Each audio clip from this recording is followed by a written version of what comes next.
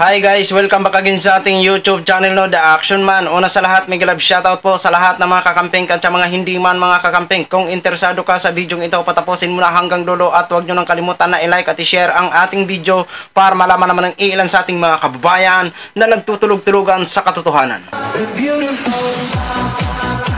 So muli naman nagbabalik ang nag-iisa nyong host na si The Action Man para magbigay ng komentaryo at reaction sa mga mainit ng issue ng bayan.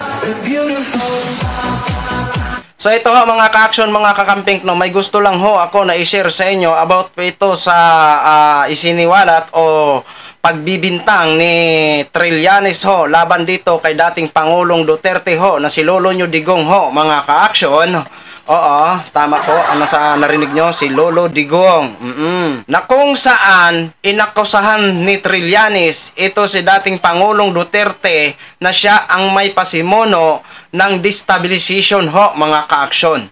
Umugong po ito ang nasabing issue noong nagtalumpati at nabanggit po ito ni Chief Officer Romeo Browner sa isang talumpati ang destabilization na laban sa administrasyon.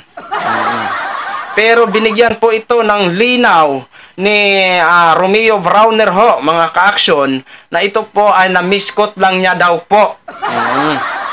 Diba?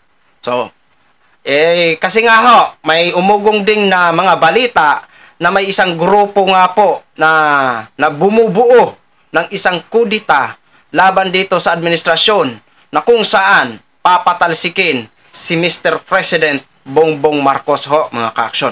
Bago ho tayo magtuloy-tuloy mga ka-action, mga kakampeng, panoorin na po natin muna ang pahayag ni Trillanes. Inakusahan po ni dating Senador Antonio Trillanes si dating Pangulong Rodrigo Duterte na umano'y pasimuno sa destabilisasyon laban sa pamahalaan ni Pangulong Marcos Jr. At ayon kay Trillanes sa programang The Chiefs ng One News, ang dating Pangulo umano ang mayroong matinding motibo para mapagsimula ang isang coup d'etat. Hanggang ngayon po'y may ugnayan pa rin daw si dating Pangulong Duterte sa mga retirado at aktibong general. Umugong ang usap-usapan ng coup d'etat nang mabanggit ni Armed Forces Chief Romeo Browner Jr. sa isang talumpati ang umano'y destabilization efforts laban sa pamahalaan. Pero niliwanag po ni Browner at sinabing na misquote lamang siya. Matatandaang binabantayan po o binanatan ng dating Pangulo ang Kamara nang tanggalan ng confidential fund ang kanyang anak na si VP Sara Duterte. Wala pang pahayag ang kampo ng dating Pangulong Duterte sa sinasabing ito ni Trillanes. Alam nyo, napaano ko, napa-smile ako dun sa sinabi ni Ted Filon na The Junior.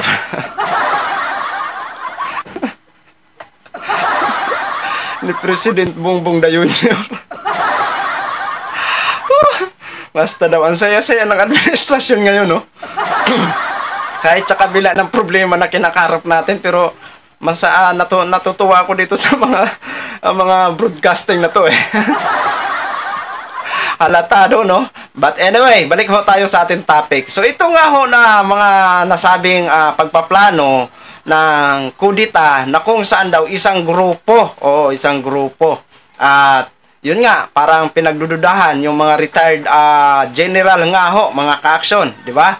So, ano po doon kasi, parang napagdudahan ang mga retired general na kung saan, noong November 1, na kung saan igunita na nagkaroon ng rally doon sa EDSA at rally sa Comelec nga, ang mga retired general, doon sila napagdudahan na sila ang may pakana ng nasabing kudita na binubuo, which is wrong po yun, no? Wrong po yun. Kasi malinaw po doon, ang pakay ng mga retired general doon ay ang alamin kung ano ang nangyari nung nakaraang halalan.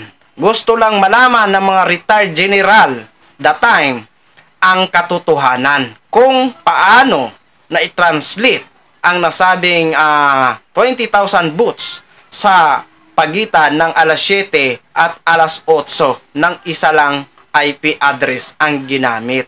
Yun po yung pinaglalaban ngayon ng mga retired general. Oo. Kasi sa totoo lang ho, talagang talamak naman ho talaga ang dayaan nung nakaraang eleksyon ng 2022 nga ho. Hindi nga po makapagpaliwanag si Garcia, di ba mga kaaksyon? So, yun po ang paliwanag ng depensa ng mga retired general. Wala silang kinalaman sa mga nasabi kung sino man ang grupo na may balak na patalsikin ang administrasyong Marcos. Oo. So, kung totoo kung mangyari man, halimbawa, ulitin naman ho natin, kung mangyari man ang nasabing kudita, no?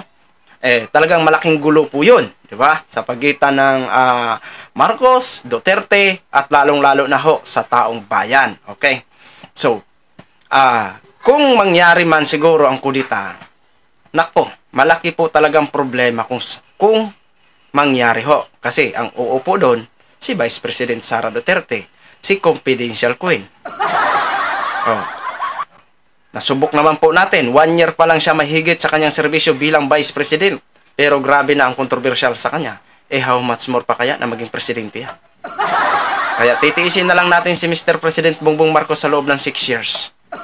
Kaysa mapalitan siya ni Sara Kim. Oo. Di ba? So, ito naman kasi si dating Senador Trillanes, ito na ang nagbibigay ng sakit ng ulo lagi kay Digong nyo. Kay Lolo nyo Digong. Oo, di ba? Kay Lolo nyo Digong nyo. Kung si ano pa Digong nyo. Si Kapir Silapid, no? Natatandaan ko pa yung ang tawag niya dito kay Lolo Digong, Digong nyo. Oo, di ba? So, kung saan nga po ito si Trillanes, nanggagalaiti ito si Duterte nung nag-submit ito ng isang ebidensya doon sa ICC. Ngayon, dinagdagan naman po ang sakit ng ulo ni Duterte. Pinaratangan naman po siya. Pero, masabi ko lang, ginshare ko lang ho sa inyo at nagbigay lang ho tayo sa ating opinion dito. Kung totoo man ang mga paratang na yan, bahala po kayo dyan mag-solve. Oo, kami na, manunood na lang ho kami kung anong mangyayari sa pagitan ng Duterte at saka mga Marcos. Oo, di ba? So, pero, wag naman ho sana. Kung may maalis man, sila ng dalawa, ang vice at ang presidente. Pero kung ang presidente lang ang alisin, ay wag na lang. Diyan ka na lang, Mr. President Bongbong Marcos. Titiisin ka na lang namin ng 6 years. Hindi namin kaya sikmurahin si Sara Duterte. So yun lang ho, mga ka-action, mga kakamping no, share ko lang ho sa inyo. Maraming salamat po sa ating mga viewers, Luzon, Visayas at Mindanao all over the world. Ako po ang inyong lingkod, si The Action Man. Good evening, everyone. Beautiful.